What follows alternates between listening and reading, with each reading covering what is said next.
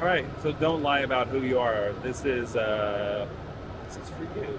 I mean, all of us need to be truthful about who we are. And I'm at the Portland airport waiting for my mom to pick me up. We have a memorial service for my uncle tomorrow. And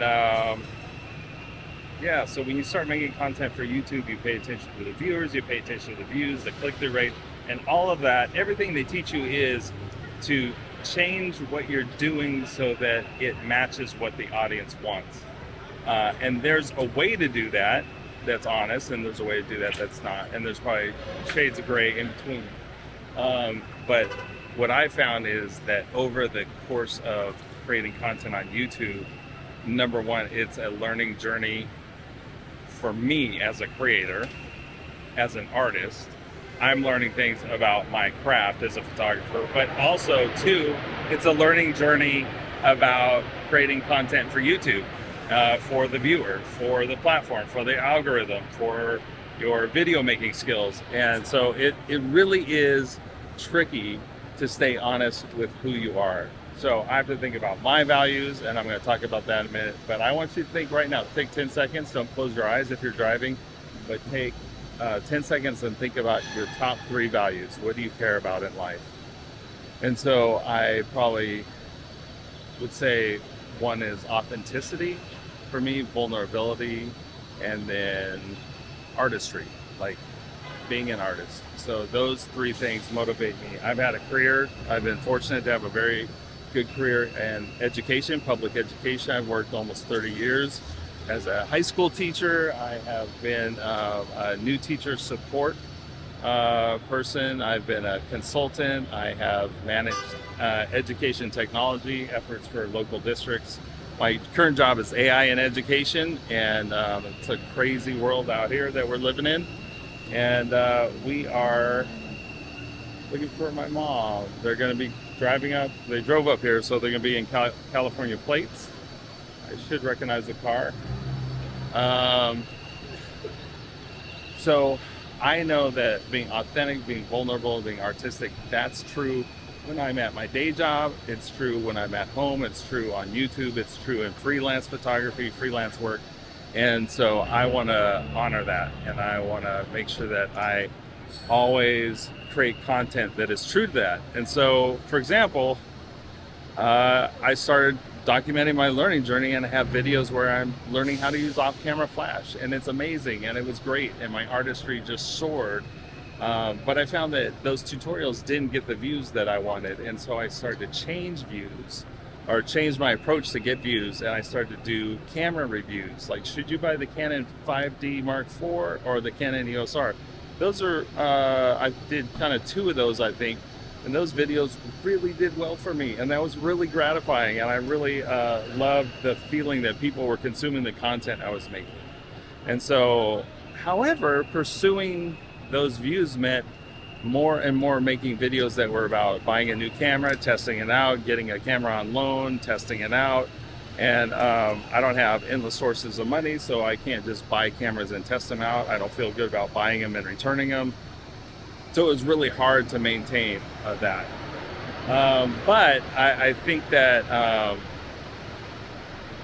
if I'm being honest right now, what I want to tell you is this channel is going to stay true to who I am. I'm going to be authentic. I am a semi-pro photographer. I've stopped my freelance photography business. I'm going to talk about that in another video.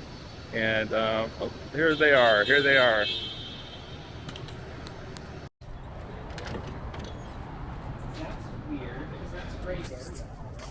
All right, so checked into the hotel. Got here from the airport safely. Going to get something to eat. It's a kind of interesting cathedral building. Maybe I'll walk over there and shoot that later at night. Might be lit up. All right, so back to the topic that we were talking about is don't lie about who you are. So in this very backlit video, so even though you have an audience and you have a purpose, sharing what you've learned, informing, entertaining, don't try to pretend to be something you're not. I think in the early days of YouTube, I was pressured into feeling like I had to be a gear reviewer, and that's not what I was. I was actually a teacher, an English teacher by trade, and a freelance photographer, and I eventually discovered I was an artist. But yeah, I had to learn not to lie about who I was. So it's always good to learn new skills, but be authentic and tell the truth about who you are and what you're learning. So case in point, there's we stopped to get some lunch at a barbecue place, and I think I started a conversation with the waitress and found out she was from down south and had moved to Portland like 2 years ago. It was a really kind of inspirational story where they were visiting up here and kind of looking for restaurants. Her husband had been in the food industry or something like that his whole career, and they found this restaurant for sale, went up for sale the day they were going to leave Portland. They ran over before their flight. They're like, oh, this is it. They quit their jobs, sold their house, moved to Portland 2 years ago. And so I was like, oh, that's awesome. Can I take your portrait? And she looked kind of baffled. And my mom was sitting there. And my mom just says, oh, this is a thing he does. And that was oddly validating, especially for this video, because yeah, don't lie about who you are. That also means embrace who you are and double down on who you are. And there is nobody like you who does the things that you do the way that you do them. And so it's cool. There's a bunch of cyclists crossing up here. That'd be a good shot if I was there on time. Looks like a whole cycling group. I love cycling too. That's one of the things it's true about who I am. So let's see if I can get some pictures of these cyclists, and then I'll share the portrait of the restaurant owner. All right, so that did not happen. That was the end of the bike parade. I missed it.